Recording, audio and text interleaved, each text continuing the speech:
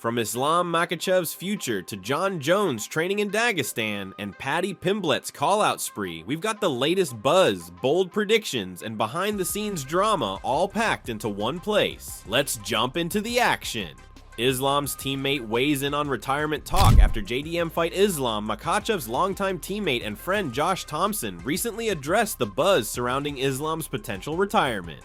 While there's growing speculation that Makhachev might walk away from the sport if he beats Jack Della Maddalena to become a two-division champion, Thomson isn't convinced he'll call it quits just yet. In Thomson's view, Islam might stick around to defend the welterweight title at least once, but only if the opponent is worth it. One big name that came up, Kamaru Usman. The former champ has previously expressed interest in facing Makhachev, and from a stylistic perspective, it's a perfect match. Elite grappling, world-class experience, and legacy implications on both sides. Another option, Shavkat Rakhmonov. The undefeated Kazakh fighter is climbing fast and has become a major star, especially in the Caucasus region. A matchup between Islam and Shavkat would be a massive event, pitting two of MMA's most calculated and dangerous fighters against each other. Thomson added that Islam isn't looking to fight just anyone. He wants opponents who bring the fight to him. That's why someone like Sean Brady might fit the bill if he beats Ian Gary, which is a rumored matchup in the works. However, if the title challenger ends up being someone who plays it safe or avoids engagement, Islam might simply say, "I'm done." He's 34 now and understands the clock is ticking. Thomson says Makhachev wants to leave on his own terms, not after a bad loss. With only one defeat on his record, he might just ride into the sunset after one final statement win.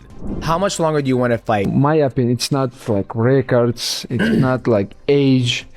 My opinion, I go to the gym, and when I understand I cannot stop the people, I cannot like compete with the young guys, and I'm thinking about it, but right now it's not time to talk about this. Paddy Pimblett has always supported his fellow UK fighters, but when it comes to Tom Aspinall versus Jon Jones, even his national pride has its limits. With a potential heavyweight title unification bout between Aspinall and Jones looming, Paddy was asked who he sees coming out on top. While he made it clear he's rooting for Aspinall, he couldn't bring himself to pick against Jon Bones Jones. Pimblett praised Tom's skills and admitted there's a chance he could land a big shot and pull off the upset. But growing up watching Jones dominate, Paddy says the champ's ability to plan and execute at the highest level is unmatched. In his words, "I just can't pick against Jon Jones." That might not sit well with UK fans, but it's hard to argue. Jones has never truly been beaten, and his track record speaks for itself. Still, if anyone is going to beat him now, Paddy believes it could be Tom.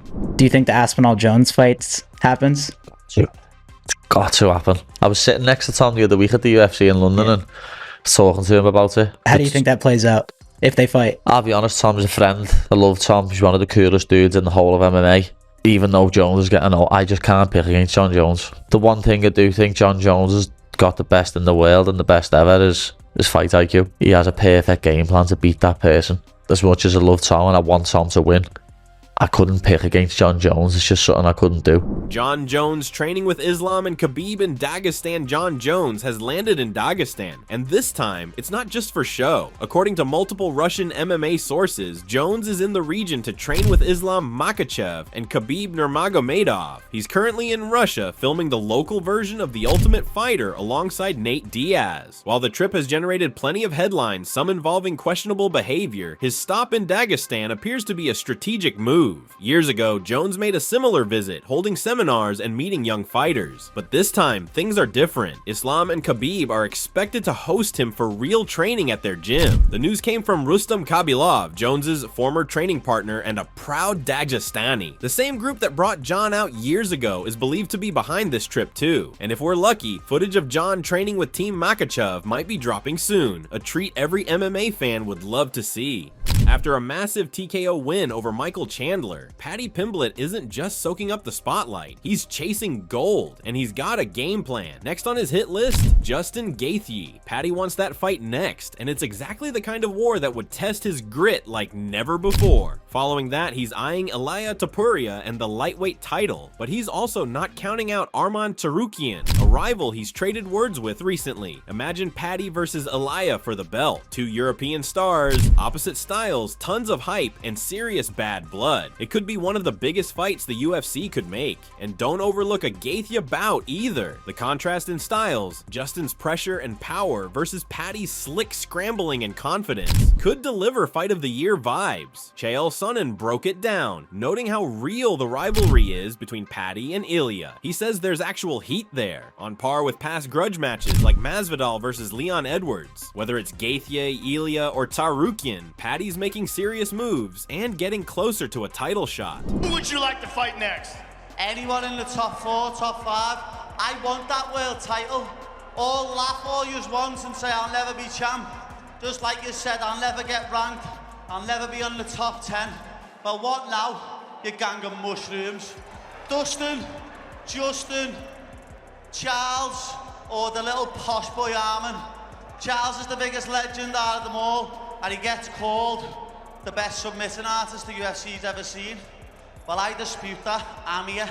So me versus Charles. Let's check out some of the latest UFC fight announcements. AG Fight has confirmed that flyweights Carly Judas and Nicole Chiari are set to square off at UFC 318 on July 19th. Judas is coming off an impressive head kick knockout win over Uns Dubin back in March, which snapped her 2-fight losing streak. On the other hand, Chiari is looking to bounce back after suffering a narrow split decision loss to Ernessa Karate in January. That defeat ended her 4-fight win streak. Also on the UFC 318 card, bantamweights Kyler Phillips and Vinicius Oliveira will go head-to-head. Phillips is hoping to rebound after a unanimous decision loss to veteran Rob Font last October. Meanwhile, Oliveira is riding a hot streak. He's won 4 straight, including a solid decision victory over Said Nurmagomedov this past February, now shifting to the featherweight division, after Movsar Evloev announced he's targeting a July fight and aiming for a title shot later in the year. Talk has ramped up about Alexander Volkanovski potentially facing Yair Rodriguez again. MMA journalist Alvaro Colmenero recently posted that with Evloev agreeing to another bout, he's confident the featherweight title fight will be Volkanovski versus Yair Rodriguez, potentially headlining UFC 320 in Mexico. That said, timing could be an issue. Volkanovski is expecting another daughter in September and reportedly wants to avoid fighting around that time. Remember what Joe Lopez joked about last month? Volkanovski already missed the birth of one daughter due to a fight, and he doesn't want to repeat that. So if UFC 320 doesn't work out, a November or December title bout is more likely,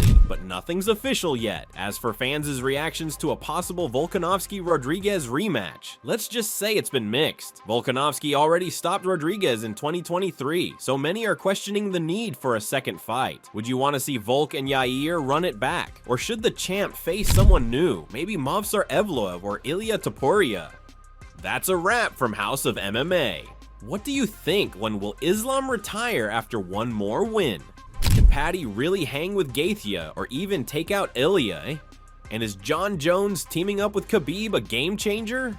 Drop your thoughts in the comments, hit that like button, and subscribe so you never miss a beat from the MMA world. Until next time, stay locked in and fight smart.